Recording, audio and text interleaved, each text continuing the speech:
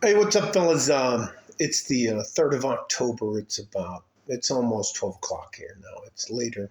Um, I'm going to title this video, No More Secrets Why I Actually Left My Wife of over 30 years of marriage. So let me just get to the fucking point. 2015, I was living down in the Republic of Panama, in Chapo, Panama. I had built a small micro farm the previous 12 years total, buying pieces of land, planting trees, doing that kind of stuff, making all of it work. While my ex-wife, and anyways, a guy who had been a family friend of my ex-wife forever ended up being the father of my sons.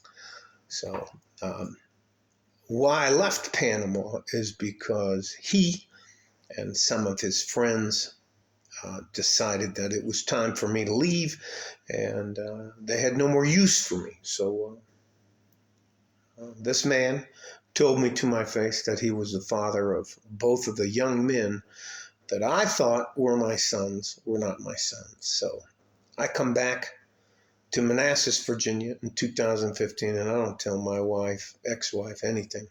I'm pretty sure Kikito told her whatever was going on. So I had a DNA test done with for my sons, Duke and Derek, and myself. And I came back as 99.998% that I was not their father.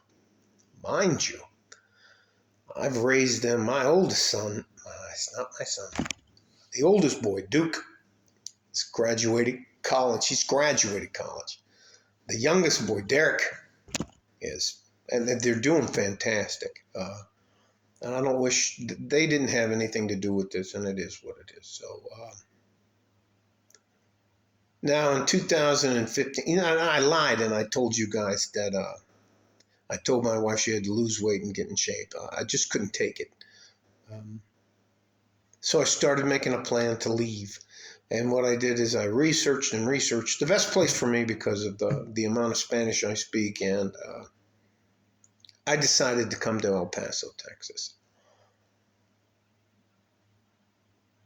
I am angry, ashamed, humiliated. I guess it makes me a cuckold, but it's the truth. And I would rather tell on myself right now than have this, have somebody else come up and say, hey, guess what? Anyways, it is what it is. I can't tell you. And if that makes me not one of the guys anymore, then it is what it is. But I cannot tell you how deep that wound is. That woman, my ex-wife, let me think for almost 30 years. Anyways, it is what it is. Now you know my big secret. I still have issues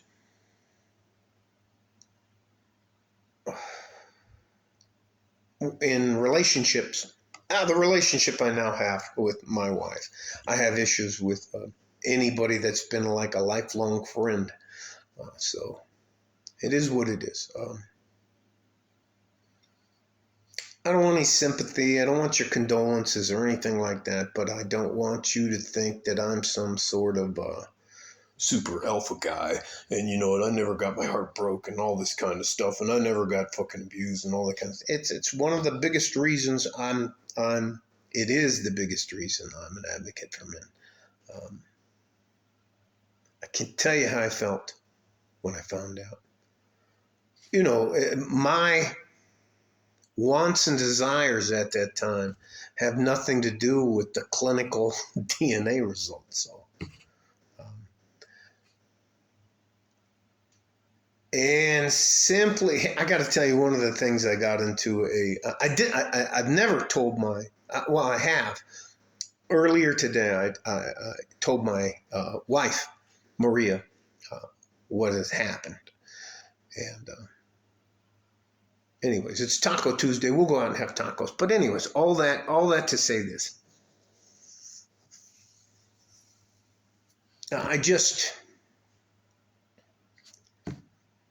I think for me, it'll help me heal. It's cathartic to be able to be honest about. I would rather now be honest about it than to walk around and act like, never happened to me. You can't get over on me. I'm such a smart guy and all that.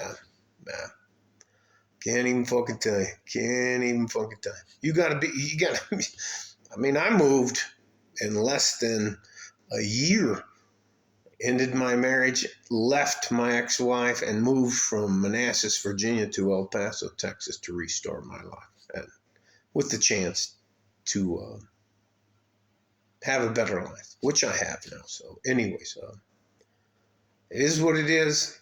And yes, that's why I'm part of the red pill, the manosphere, and the men go their own way. So now you know my big secret. Stay safe and healthy. Take care of each other if you can. And if you can, you have to take care of yourself. No, I'm not going to get emotional about that shit. I cannot tell you how much it hurts to find out. And I do blame my ex-wife. And I'm not going to name her because I don't want to get in trouble for naming her, or what do they call that? That's dead naming. I think that's dead naming, or is that, what's it called when you identify somebody? What's that called? That's called, I don't fucking care. Love you guys. I'm going to do what I can to help you. And I'm right in there with you guys. I know I have for a while held myself out as, that shit would never happen to me. It did fucking happen to me. Got my guts ripped out. Broke my heart. I know as guys we're not supposed to have a heart and be emotional, but it is what it is. So I'm going to do what I can to help you. Love you guys. Stay safe and healthy. Take care of each other if you can. And if you can't, you have to take care of yourself. Like a fart in a G-string from West Texas, El Paso. I'm out of here. Bye-bye.